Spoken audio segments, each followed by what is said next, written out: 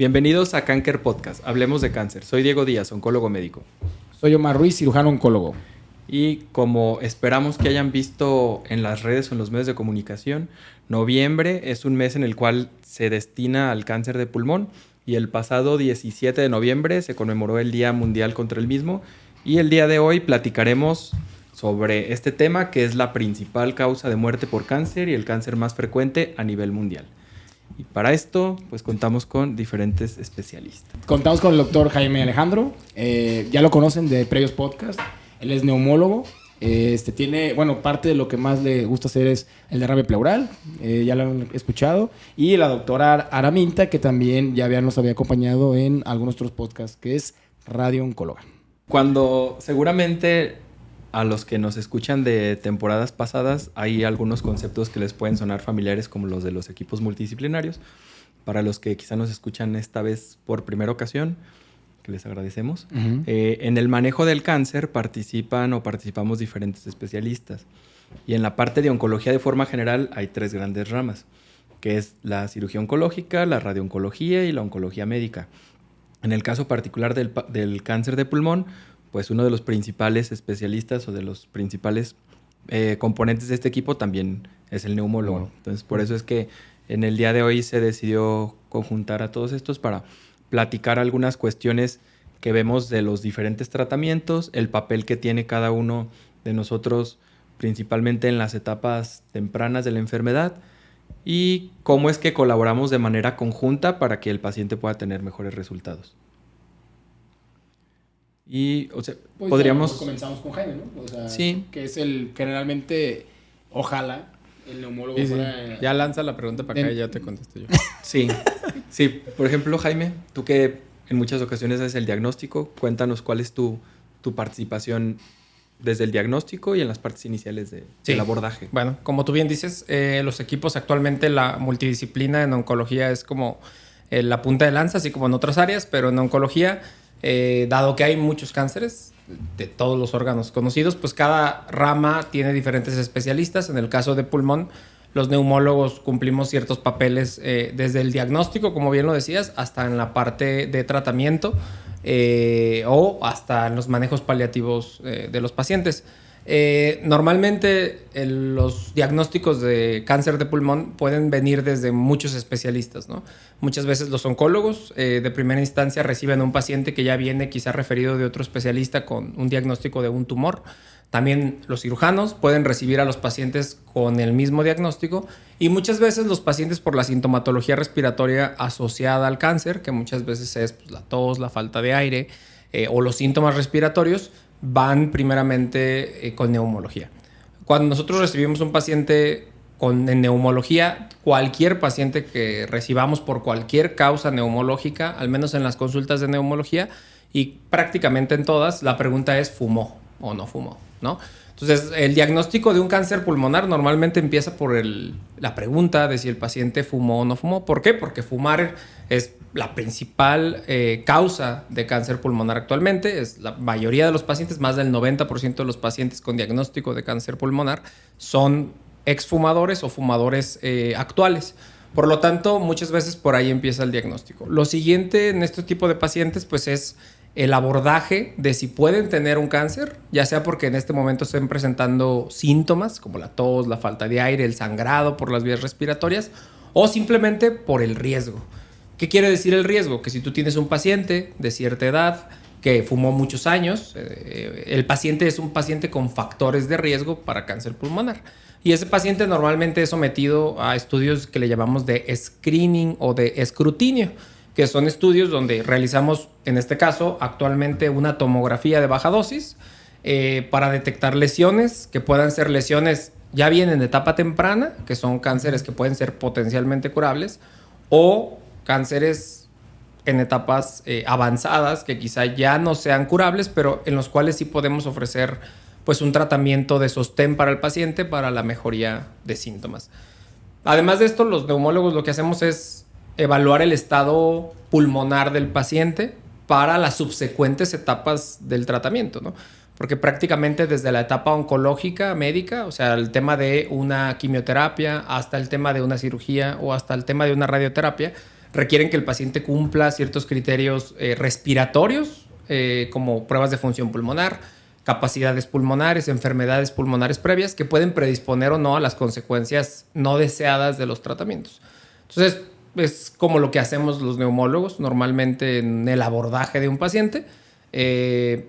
Y podemos entrar prácticamente en cualquier etapa, ¿no? Hay pacientes en los que entramos desde las etapas iniciales, tempranas, y hay pacientes que entramos en las etapas finales. De hecho, existen neumólogos dedicados específicamente al manejo paliativo de pacientes, en los cuales pues simplemente ayudamos al final de la vida de estos pacientes. Entonces, son diferentes caminos, diferentes momentos en los cuales el neumólogo puede ser útil, y es lo que hacemos nosotros en el equipo multidisciplinario. Y aparte, algo que mencionabas, pues generalmente el paciente que tiene algo, ahorita en este momento cáncer de pulmón, siempre va acompañado de algo más, ¿no? O sea, puede ser que el paciente tenga el EPOC más el cáncer de pulmón, tenga asma desde antes más el cáncer de pulmón.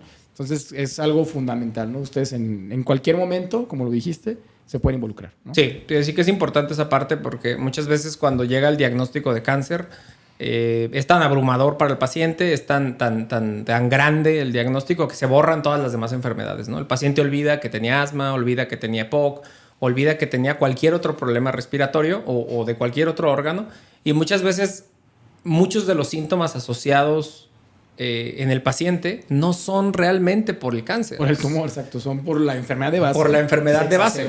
Se descompensó, ¿no? Exacto. Entonces, a veces es muy abrumador, inclusive para los médicos, ¿no? Porque entre los médicos decimos, oye, el paciente trae falta de aire, seguramente es el cáncer que está creciendo y seguramente no le fue bien con el tratamiento, y muchas veces, pues, el paciente tenía asma previamente y no lo hemos controlado, porque muchas veces a todos se nos va de la idea que el paciente ya usaba un inhalador y todo es como el cáncer, el cáncer, el cáncer.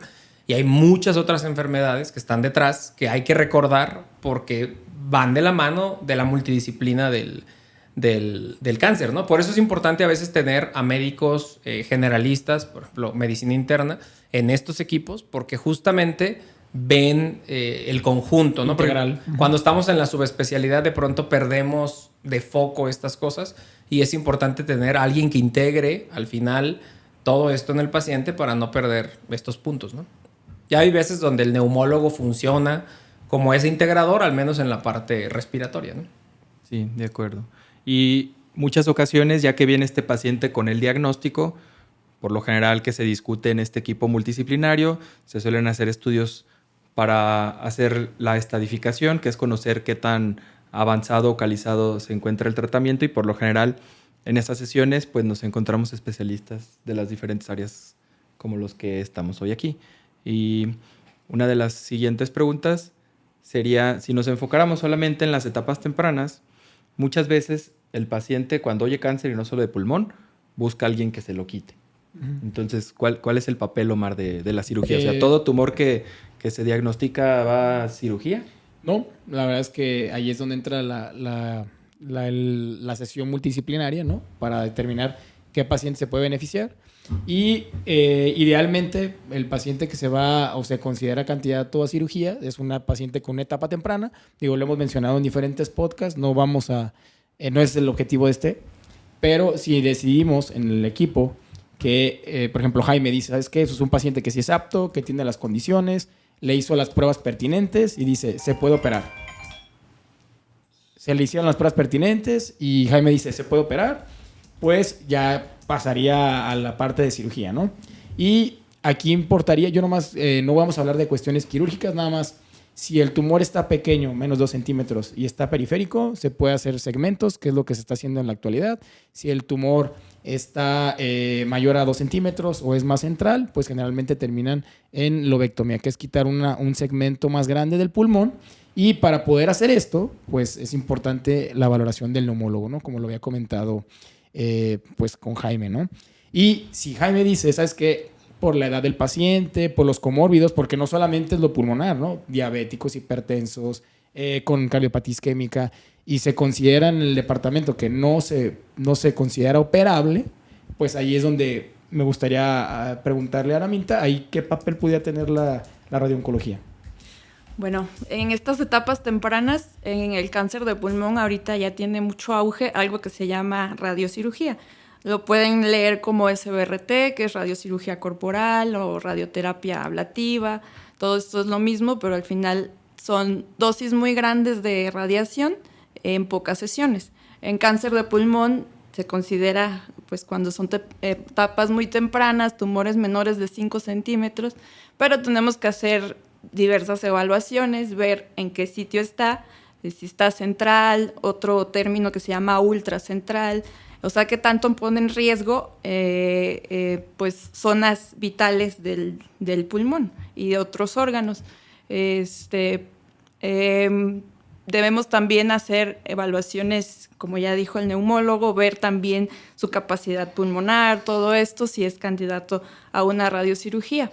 La radiocirugía pues, es un tratamiento más complejo, se necesitan pues, equipos más sofisticados, sobre todo porque tenemos que controlar la respiración. Como nosotros es un tratamiento muy preciso, tenemos que, o sea, aquí es el término de medicina de precisión, o sea, tenemos que hacer técnicas de respiración con el paciente. Hay diversas técnicas, desde enseñarle al paciente a respirar y ver en qué momento de la respiración se va a dar el tratamiento, hasta hacer tomografías especiales que se llaman 4D, que mide los movimientos del paciente y vemos para hacer nosotros el plan, ser más precisos.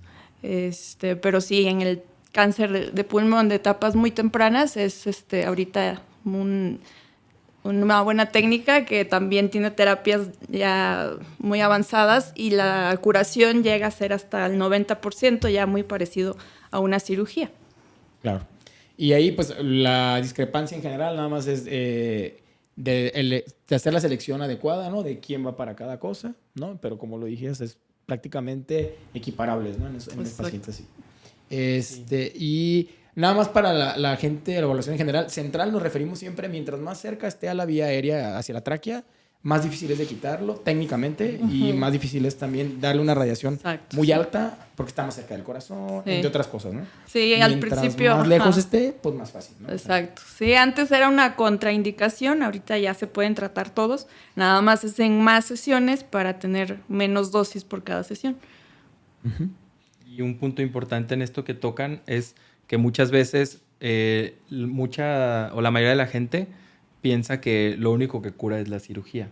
Entonces, este punto que tocan de que la cirugía, si bien es un tratamiento con muy buenos resultados, en los pacientes en los que no se puede llevar este procedimiento, hay alternativas que pueden ser igualmente efectivas. Y por ejemplo, Diego, en esos pacientes ya de alguna manera tocamos la etapa temprana, ¿qué papel tendría el tratamiento? O sea, digamos, optas por un tratamiento con radiocirugía porque no era operable, ¿tú tienes algún papel ahí? Se opera, después vienen contigo, ¿tienes algún papel? ¿Qué puedes decirnos en las etapas tempranas, por así decirlo? Sí, fíjate que en los últimos 20 años ha cambiado mucho el tratamiento sistémico. O sea, nosotros nos enfocamos más a los tratamientos que, como saben, son las quimioterapias clásicamente, pero en la actualidad tenemos otros dos grupos grandes de tratamiento, que es la inmunoterapia y las terapias dirigidas. Hace 20 años, quizá el único tratamiento que usábamos en etapas tempranas era la quimioterapia, ya sea en pacientes que se operaban y si cumplían ciertas características para riesgo alto de alguna recurrencia, pues les dábamos quimioterapia posterior a la cirugía. En otros casos, que quizá no se operaban de inicio, a veces dábamos la quimioterapia antes de la cirugía, incluso combinada con la radioterapia. Actualmente esto ha cambiado mucho por los nuevos tratamientos que tenemos. En pacientes que son llevados a cirugía de inicio, en un porcentaje de ellos, después de la cirugía o de la radiocirugía, el paciente puede estar en vigilancia. O sea, pueda que no requiera ningún otro tratamiento sistémico. Pero en la mayoría, porque lamentablemente en nuestro país son muy pocos los casos que se detectan en etapas tempranas, la mayoría que se detectan en etapas pues 2, 3 o principalmente 4, el paciente que se lleva una resección, hay algo que conocemos como mutaciones, que son características que puede tener diferentes tipos de cáncer de pulmón, principalmente unos que conocemos como adenocarcinomas. Esto debido a que hay terapias que participan o que tienen un papel que, de acuerdo a la mutación que tiene ese tumor, hay tratamientos que pueden bloquear de forma directa la vía en la cual esas células cancerígenas están creciendo. Entonces, En la actualidad hay 2 tratamientos que después de una cirugía se pueden dar de forma complementaria, decimos adyuvante, y que se ha demostrado que son terapias efectivas y que mejoran el pronóstico de los pacientes en términos de recurrencia y uno de ellos ya incluso en que vivan más tiempo. Cuando antes pues solamente hablábamos de si le dábamos o no quimio. El otro son pacientes que tienen otra, la primera mutación esta que les comentaba es una que por sus siglas en inglés la conocemos como EGFR y la segunda es otra que conocemos como ALK. Si el tumor tenía alguna de estas 2 características es muy probable que se pueda ofrecer uno de estos tratamientos. Y el otro es, además de esa quimioterapia famosa, si el paciente no tiene ninguna de estas alteraciones, podemos considerar la opción de dar una inmunoterapia que también se ha demostrado que tiene algunos resultados positivos. Y ese es en el caso de que el paciente se operó de inicio, pero actualmente pues ya tenemos que hay nuevos estándares de tratamiento. O sea, si escuchan nuestros episodios de hace justo un año, ahí platicábamos de algunas cosas de tratamiento en etapas tempranas. Ahora ya cambió. O sea, ahora en pacientes con esta enfermedad resecable, después de que ya lo vio Jaime, le hizo su valoración preoperatoria, dijo que estaba apto para cirugía, tú dijiste que se podía resecar. Entonces dijimos, es una etapa resecable y operable. Entonces aquí, si el paciente no tiene ninguna de estas mutaciones, por mencionar algunas, EGFR y ALK, el nuevo estándar de tratamiento es esta quimioterapia, combinarla con la inmuno, y esto se ha visto que también ya mejora el pronóstico de los pacientes. Dar desde antes de la cirugía la quimio con inmuno incrementa las posibilidades de supervivencia de un paciente con estas etapas tempranas. Entonces, el tratamiento ha cambiado mucho para bien de los pacientes. O sea, cada vez tenemos más opciones, más efectivas y con menos efectos secundarios o con efectos más tolerables. Que si tienen efectos secundarios, volvemos con Jaime. Es el papel también del neumólogo. O sea, nosotros los vemos, podemos dar manejos iniciales, pero pues hay otros en los que pedimos de su colaboración. Sí, yo pienso que uno de los auges también de la neumología, ¿no? Así como lo fue en su momento el tema COVID, ahora con cáncer de pulmón también hubo un recordatorio de todas las complicaciones asociadas a los nuevos tratamientos incluso, ¿no? Porque previamente con la quimioterapia pues veíamos que el paciente podía tener infecciones, que era un paciente más susceptible para cualquier tipo de neumonía y demás. Pero ahora con los tratamientos, por ejemplo, la inmunoterapia o en el caso de la radioterapia, pues lo que vemos es que los pacientes pueden tener inflamaciones pulmonares que nosotros le llamamos neumonitis. Y estas neumonitis, en el caso, por ejemplo, de la inmuno, fue, digamos, como una pequeña sorpresa, ¿no? Porque cuando se empezó a usar inmunoterapia, dados los checkpoints que utilizaba la inmunoterapia, se podía provocar una respuesta pulmonar que derivaba en muchos casos en un cuadro molesto que podía ser controlado fácilmente o en la intolerancia del medicamento, que para los pacientes puede ser una catástrofe el que no toleren una medicación de este tipo, dado el beneficio que obtienen. Entonces hay que tratar de controlar en la medida de lo posible las reacciones pulmonares de estos pacientes. Hay que tener una medición pues, de sus capacidades vitales, de cuáles son sus... Existen pruebas muy sencillas en neumología. Hay una prueba muy sencilla que se llama caminata de 6 minutos, que es un estudio dinámico en el cual se le hace literal caminar 6 minutos al paciente con unos estándares, un pasillo a cierta velocidad, midiendo ciertos parámetros. Y ese estudio puede predecir con alta fiabilidad si un paciente le va a ir bien o mal, inclusive en la cirugía, ¿no? Hay pruebas todavía más sencillas que son pruebas de escalón, que pueden todavía predecir todavía mejor en algunos casos el comportamiento durante una cirugía. Entonces, estas terapias, incluida la radioterapia también, pueden dar estas inflamaciones que en muchos casos derivan en una consulta neumológica porque el paciente tiene tos, porque el paciente tiene dolor, porque el paciente tiene falta de aire. Obviamente, el papel de neumólogo se centra en el diagnóstico de esta complicación y obviamente en el tratamiento de esta complicación, que es muy importante esa parte, ¿no? Porque te voy a poner un ejemplo. Hace poco recibí una paciente que estaba ya en tratamiento oncológico, estaba en cáncer de mama, si no mal recuerdo, y estaba con una inmunoterapia y estaba concomitantemente, había terminado un episodio de radioterapia.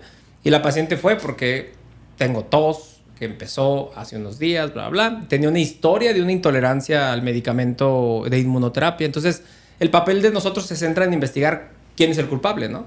¿Fue la radioterapia? ¿Fue la inmunoterapia? Porque si fuera la inmuno, habrá que suspender ese medicamento.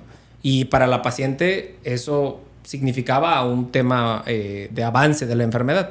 Y si era la radioterapia, pues era una consecuencia simplemente de lo que ya había sucedido y era más fácil, digamos, de manejar el problema.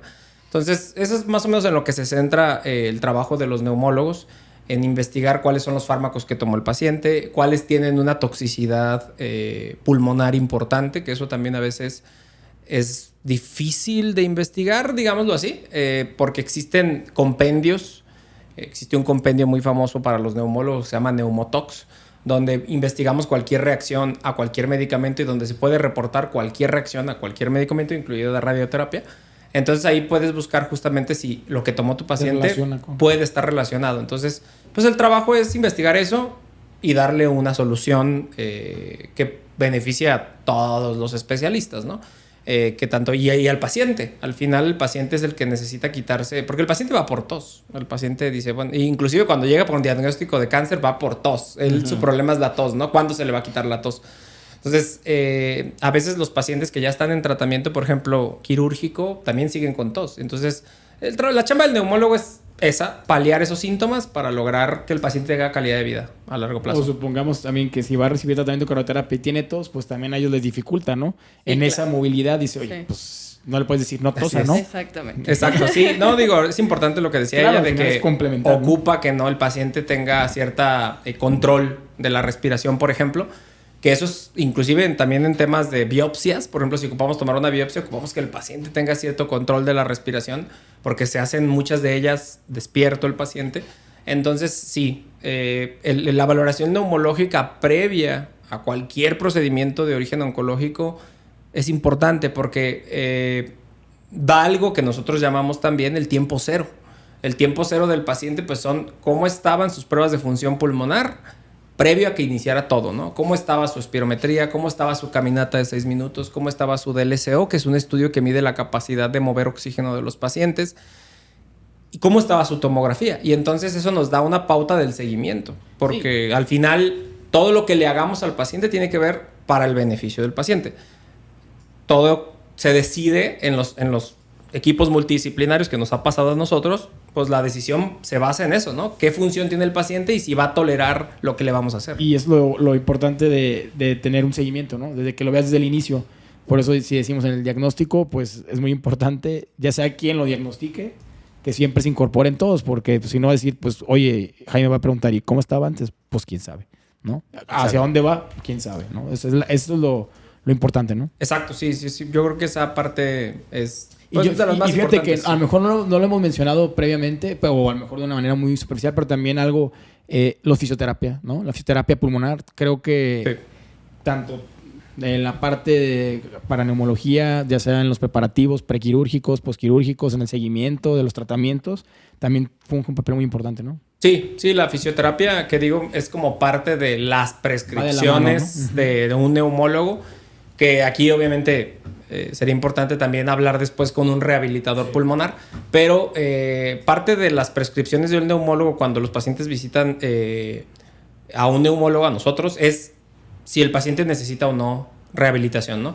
Hemos de decir que todo paciente que llega con cáncer pulmonar, o al menos la mayoría, lo va a necesitar. Llega con un trastorno pulmonar concomitante, ¿no? Tiene POC, es fumador o fue fumador, y entonces son pacientes que requieren una reeducación respiratoria, cómo controlar la tos, cómo controlar algunos síntomas, medicaciones que controlen esos síntomas y la medición. Entonces sí, la rehabilitación, que esto es importante, la rehabilitación no es solo levantar bolitas, ¿no? Porque luego el paciente dice, no, yo tengo un aparatito en casa que eleva unas bolitas y eso me dijeron que era rehabilitación. No, la rehabilitación es un programa completo que en el primer mundo decimos que se compone hasta de 20 sesiones de 40 minutos cada una, en el cual el paciente lleva un programa estandarizado, que está prescrito por un médico rehabilitador, con el objetivo de controlar síntomas y mejorar calidad de vida. Que a veces, para un paciente oncológico, la rehabilitación pulmonar puede ser la diferencia entre una experiencia positiva del tratamiento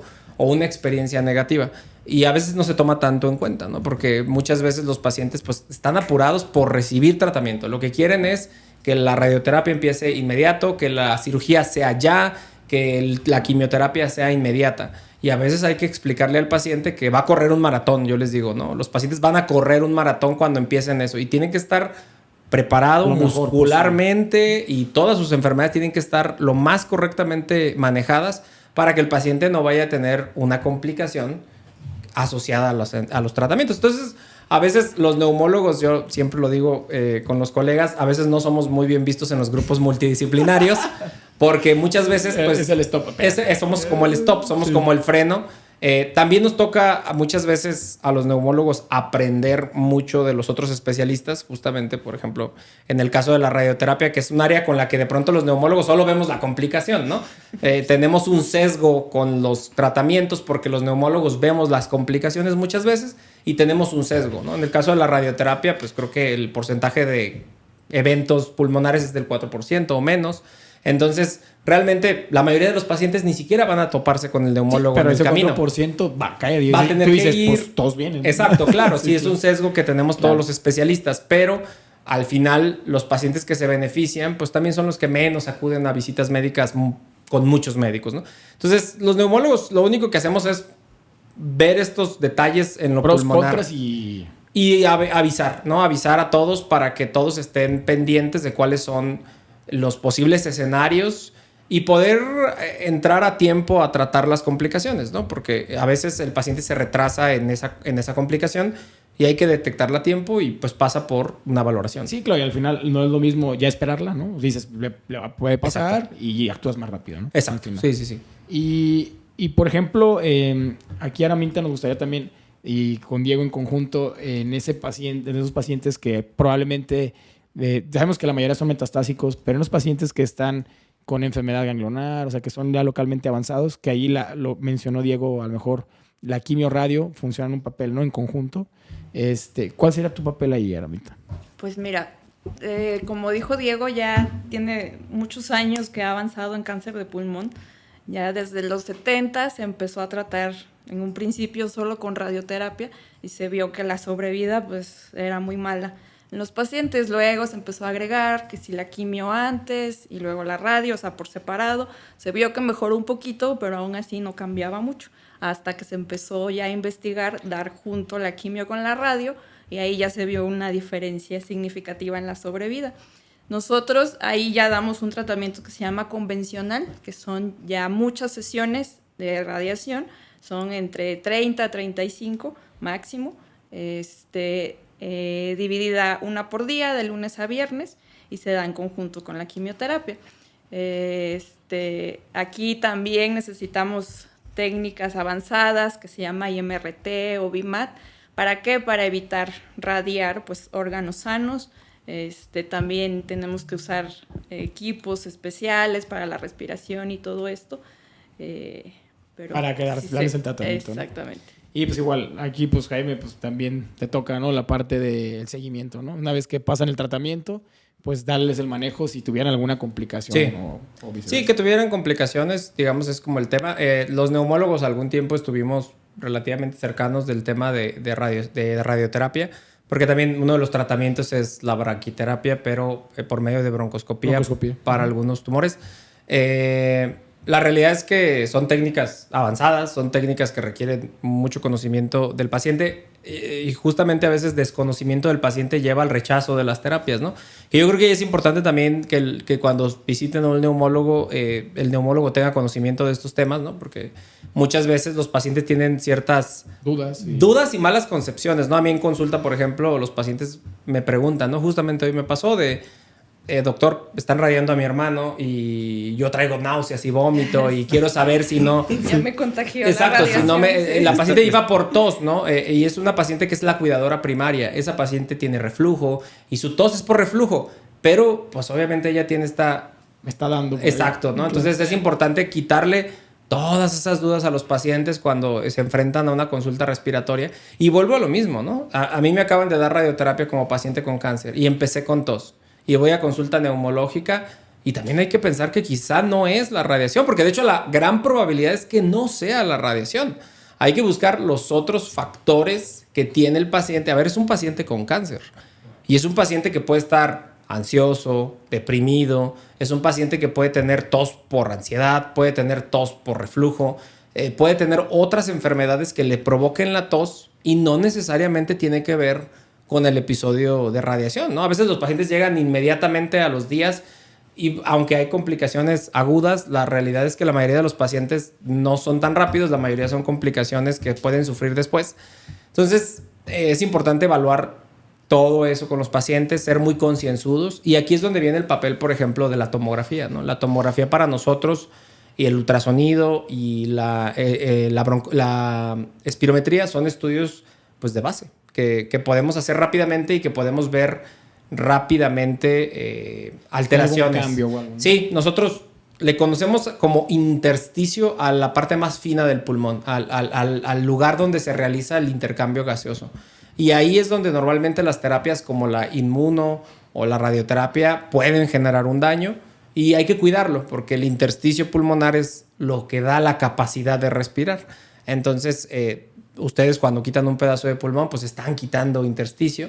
Entonces hay que cuidarlo, es como un bien que hay que cuidar todo el tiempo en el paciente porque pues el cáncer puede estar curado, pero si el paciente tiene una muy baja función pulmonar, su calidad de vida es mala. Entonces siempre hay que cuidarlo todo el tiempo en el cáncer de pulmón. Todos los cánceres tienen sus respectivos cuidados, pero en específicamente el cáncer de pulmón, lo que tenemos que cuidar es la función pulmonar del paciente para que pueda tener una calidad de vida. Ahora las terapias para cáncer, incluida la radioterapia, pues hacen que los pacientes vivan lo que nunca habíamos logrado en décadas, ¿no? Hubo décadas donde los neumólogos, de hecho, nos llegaba un paciente con cáncer de pulmón y muchas veces los neumólogos decían, ya váyase a su casa, no hay nada que hacer, ¿no? Era tan catastrófico el pronóstico que muchas veces ni siquiera hacías el esfuerzo de enviarlo a otro lado. Y hoy en día es completamente otro panorama. Los pacientes viven años después del diagnóstico, incluso en etapas avanzadas, no se diga en etapas tempranas. Entonces los pacientes tienen un montón de tiempo para el cual necesitan pulmón. Y hay que cuidarlo, acariciarlo durante todo el tratamiento para que el paciente pueda vivir su vida lo más normal que se pueda, porque pues como tú lo has visto, Diego y Omar, tenemos muchos pacientes que ya llevan años con diagnóstico y siguen llevando su vida normal y simplemente tienen que tener algunos cuidados y es todo, ¿no? Sí, y ya se les quitó la tos y la falta de aire por la que llegaron. Exacto, que al final es lo que el paciente llegó por primera ocasión a la consulta, que es el tema de la tos, de la falta de aire, la opresión del pecho. Y aquí, ahorita que hablan de todos estos efectos adversos, está bien que los tengamos en cuenta, pero tampoco no es como para alarmar a la gente. Sí es. Pero sí es muy común que nos preguntan, independientemente de los tratamientos que usamos, qué es lo que esperas de los efectos. Entonces, por ejemplo, en la radioterapia, que es como de las cosas que tienes que informar cuando empieza el tratamiento, que te dicen qué efectos secundarios puedo tener o cómo los puedo controlar. Y actualmente ya son muy pocos, ya con las técnicas que utilizamos ya casi no vemos nada. Lo que todos los pacientes tienen es cansancio, que es normal, más porque es un tratamiento combinado de quimio con radio. Otros efectos pueden tener poca tos o como está el área que tratamos muy cerca del esófago, por ejemplo, pueden tener reflujo, un poquito de ardor al tragar alimentos, pero en realidad ya son muy pocos los efectos. Y ya se esperan pues que también tengamos especialistas cerca del paciente que puedan ayudarnos a controlar estos antes de que tengamos que suspender el tratamiento, pararlo o algo. Sí, y este porcentaje de pacientes que desarrollan estas complicaciones que mencionaba Jaime de la neumonitis, de esta inflamación, pues no es tan común. O sea, sí puede ser común en un porcentaje quizá asintomático en muchos, que a veces lo vemos nada más como datos en la tomografía de que vemos algo de inflamación. En muchas veces no se traduce en síntomas o no se traduce en que baje la oxigenación. Ya en los pacientes donde sí vemos que baja su oxigenación o que ya tiene síntomas que no están controlados, afortunadamente no es tanto o tan alto el porcentaje, y en muchas de las ocasiones que vemos que presentan estas complicaciones durante el tratamiento, pues lo que solemos hacer es que de acuerdo al grado de severidad en ocasiones tenemos que interrumpir el tratamiento, ya sea la radio, la inmuno o la quimio. Platicamos con los neumólogos, empezamos tratamiento como para desinflamar esa parte del pulmón, descartar otras causas secundarias, que ya lo comentaba Jaime, y en la mayoría de los casos el tratamiento se puede reiniciar. Hay algunos casos donde es más severo, donde sí ya no está indicado que se inicie, pero ya hay algunos datos de que incluso cuando este evento que se presenta en el caso de la inmuno, los pacientes que presentan algún evento que le decimos inmunomediado, se ha visto también que a largo plazo tienen una mayor respuesta al tratamiento o que la respuesta que lograron la mantienen por más tiempo. Entonces, si bien genera esta incertidumbre o esta preocupación de que voy a suspender el tratamiento, pues nosotros por otro lado le decimos, o sea, no te preocupes tanto porque también ya se ha visto que el que presentó un evento como este es muy probable que la respuesta que obtuviste se mantenga por mucho tiempo. Así que la importancia ahí es pues seguir con la vigilancia, estar haciendo sus estudios, sus revisiones periódicas y le puede ir bien. Sí, la realidad es que tienes toda la razón. O sea, lo que tenemos que hacer es vigilar justamente esas reacciones. Afortunadamente, la verdad es que son extremadamente raras. O sea, las veces que un neumólogo tiene que intervenir para mitigar, tratar o suspender una terapia es muy raro. La realidad es que ni siquiera nos vemos entre especialistas comúnmente por esa complicación. Y cuando sucede, es muy controlable, es a veces hasta esperada en algunos pacientes, porque simplemente pues, las terapias están diseñadas para provocar la muerte de un grupo celular específico y eso tiene un impacto en el paciente, a veces sintomático, a veces no. Entonces, pues sí, la realidad es que la mayoría son mínimas.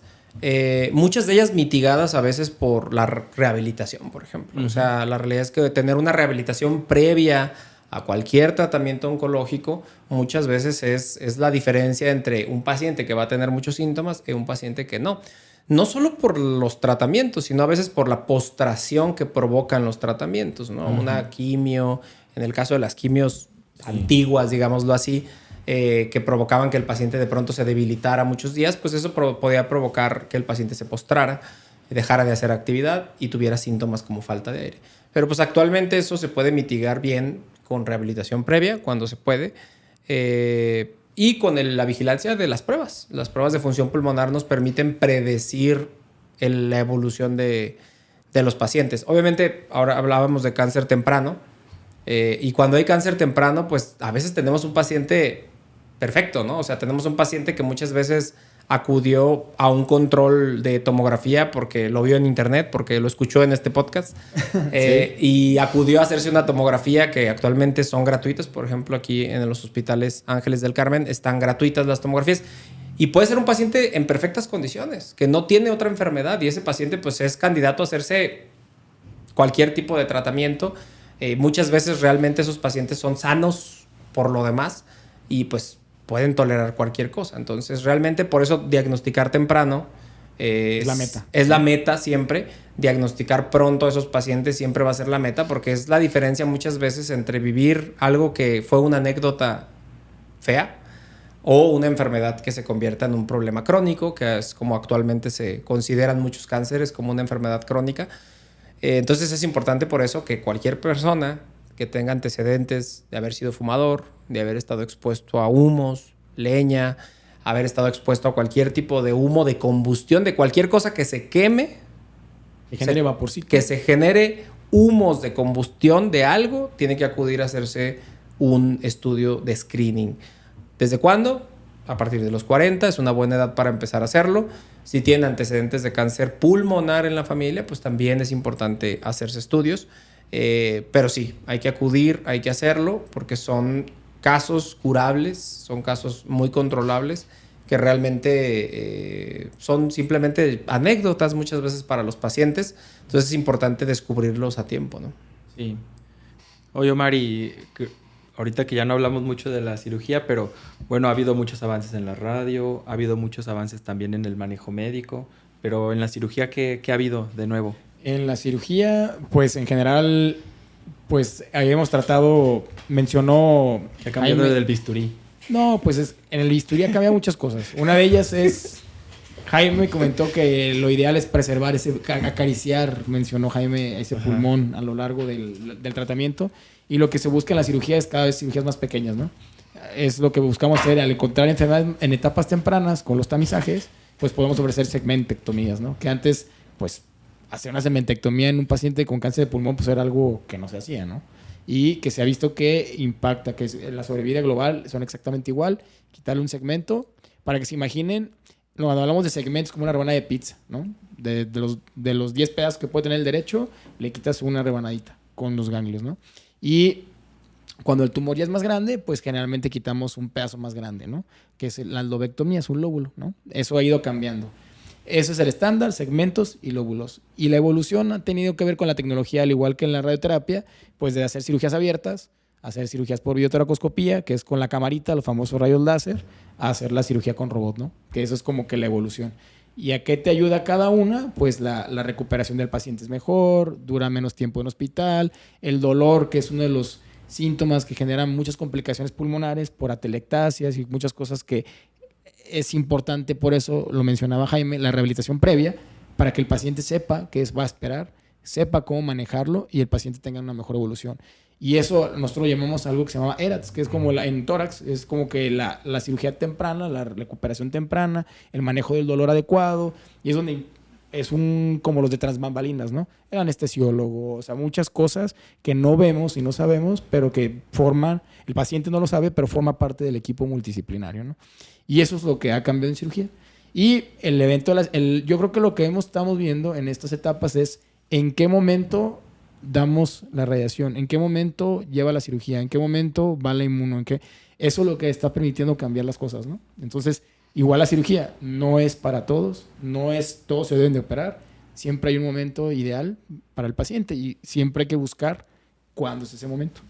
Antes del tratamiento, después del tratamiento o cuando el tratamiento falla, hay unos momentos en los que la cirugía puede ser una opción, ¿no? Cuando hay una neuroprogresión en el pulmón, la cirugía también tiene un papel, ¿no? Y esa es la importancia de cobijar al paciente desde que inicia hasta que podemos erradicar la enfermedad, ¿no?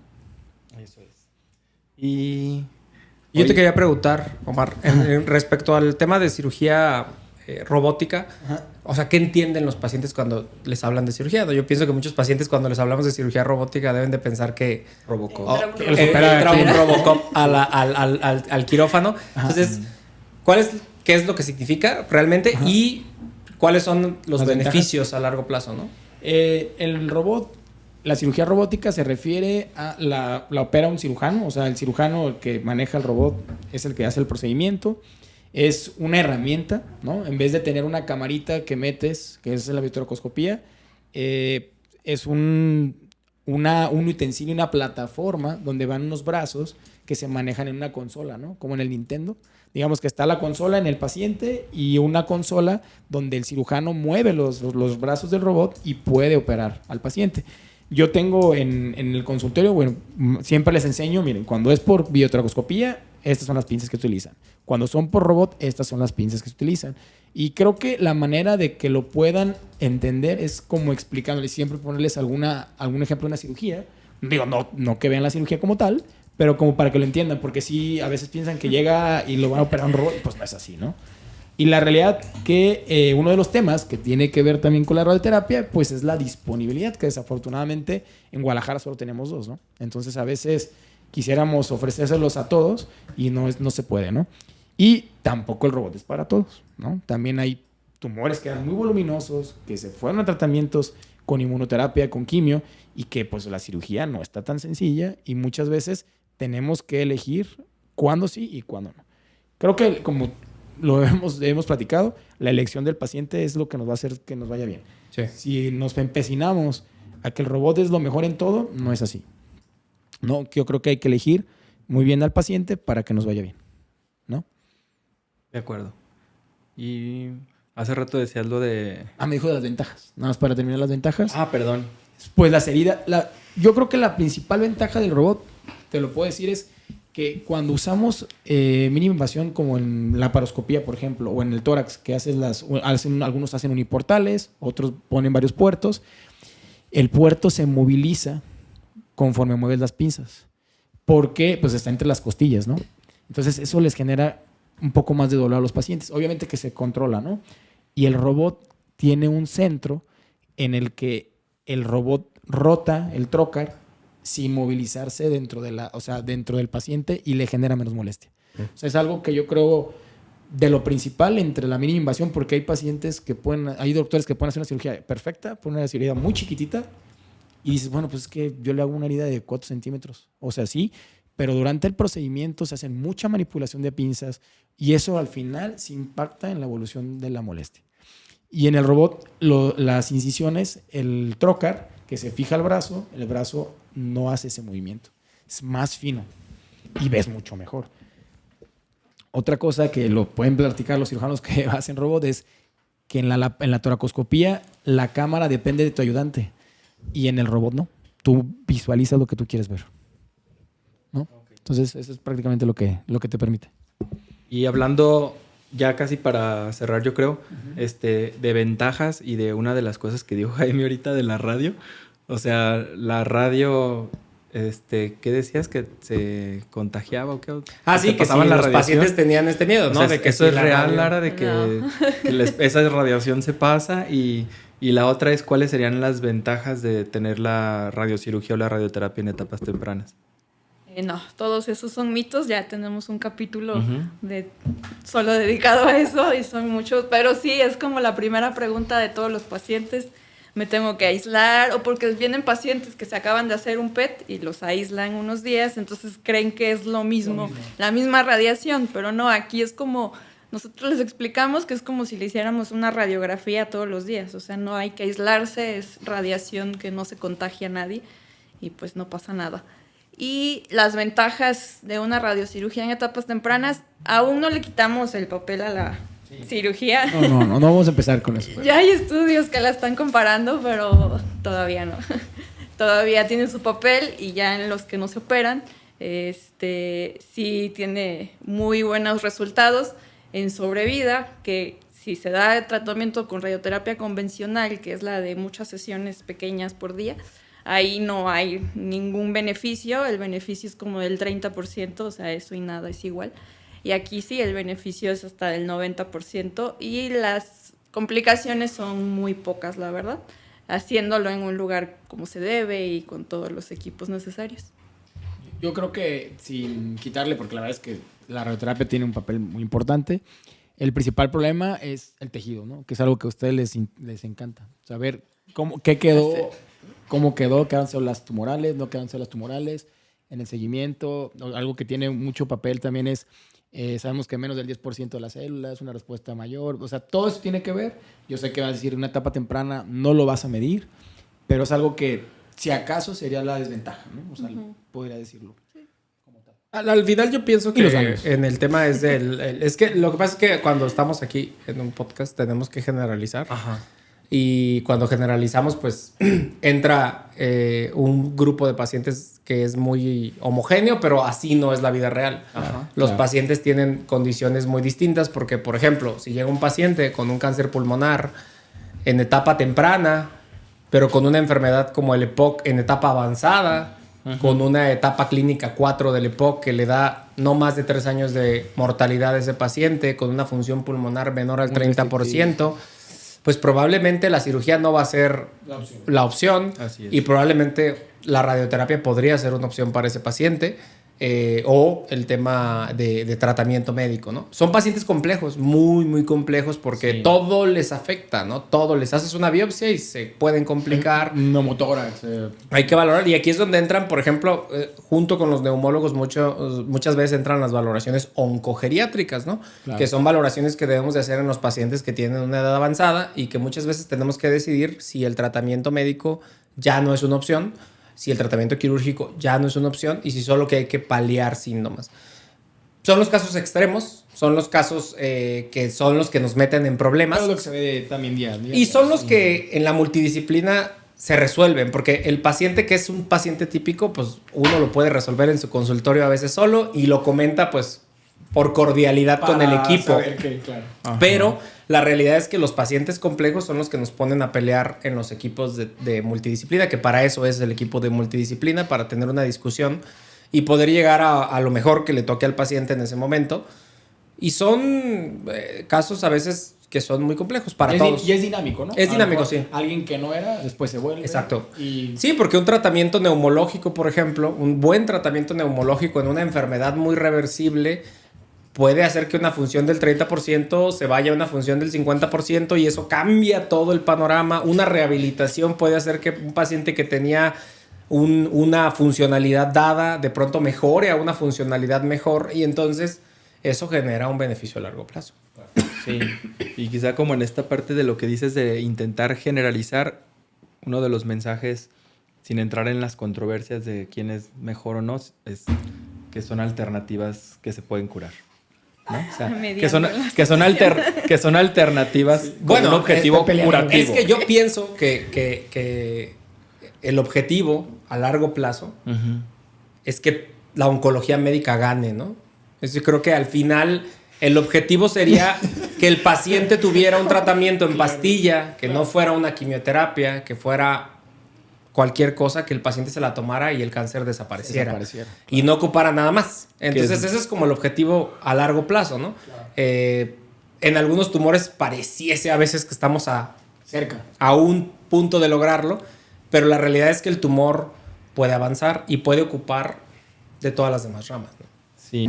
En relación a esto que dice Jaime, en enfermedad avanzada, con muchos medicamentos hemos visto, y uno de los objetivos es cronificar la enfermedad. O sea, así como el paciente con diabetes se toma sus medicamentos o se aplica su insulina y así está por muchos años, el paciente hipertenso igual, pues acá con tratamiento sistémico, con tratamiento médico, pues muchos pacientes ya llevan muchos años y después nos pasa que también el paciente tiene buenas respuestas y aquí consolidamos con tratamientos locales como la cirugía o como la radioterapia y eso va incrementando la expectativa de vida. Entonces, esto cada vez está yendo más a etapas tempranas y es uno de los ejemplos que ponía antes o después de la cirugía, pero pues probablemente también pueda llegar a un punto en el que no se utilicen tanto, pero Así no es. sabemos. Ojalá sería el futuro, ¿no? Yo creo que es como las direcciones futuras de tratamiento del cáncer.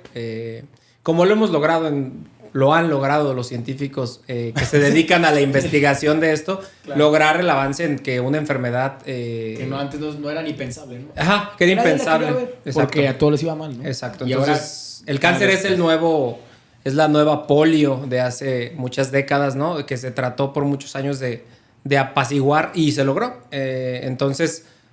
Actualmente pues hay muchas terapias, estamos en un auge de las terapias y esto es importante porque muchos pacientes cuando tienen el diagnóstico de cáncer y aquí yo creo que también los neumólogos podemos influir negativamente en este tema porque muchas veces el paciente desconoce todo esto y el neumólogo a veces también lo desconoce. Desafortunadamente tenemos muchos neumólogos que desconocen estos tratamientos y entonces... el paciente dice, pues no hay más, ya no hay nada más que hacer y no le damos la oportunidad de visitar un oncólogo. Hay muchos programas gratuitos para los pacientes de tratamientos avanzados que están en la medicina pública, que están pagados por ciertas industrias y que los pacientes pueden obtenerlos gratuitos. Solamente hay que dirigir al paciente correctamente a la institución correcta, ¿no? Todos los que venimos de instituciones grandes tenemos ese conocimiento de que de pronto hay programas gratuitos para muchos pacientes y hay que darle la oportunidad al paciente de dirigirlo porque hay muchas alternativas y muchas veces ahora, por ejemplo, con el programa de detección de cáncer pulmonar, pues es gratis. Irse a hacer una tomografía aquí en el Ángeles del Carmen es gratis. La valoración por medio de un oncólogo, un neumólogo, un radiólogo es gratis. Van a tener un equipo multidisciplinario analizando su tomografía, viéndola y decidiendo cuál es el manejo subsecuente de eso. Y obviamente eso abre las puertas a diagnósticos tempranos, como ya los hemos tenido, de pacientes que quizá no lo hubieran hecho de otra manera más que con el programa, ¿no? Y bueno, yo creo que ya para cerrar, en este mes del cáncer de pulmón, ¿algún mensaje final que quieran dar? Pues por mi parte, el diagnóstico temprano. Todos háganse una tomografía de baja dosis si son pacientes de riesgo, si fumaron o tienen familiares con cáncer pulmonar o tienen exposiciones de riesgo. Cualquier persona que esté en exposición a humos, hágase una tomografía. Es la diferencia entre la vida y la muerte y pues hay programas gratuitos. Adelante. Ahora. Pues creo que no tener miedo cuando escuchan cáncer de pulmón. Ya todos los tratamientos son seguros. En todas las etapas del tratamiento hay un papel de cada especialidad. Y pues no olvidar a la radioterapia, que ya también es una herramienta en todas las etapas, hasta la paliación de los pacientes, cuando hay urgencias, cuando situaciones que ponen en peligro la vida, también tenemos ahí papel y pues ya no tener miedo a la radiación como antes. Sí.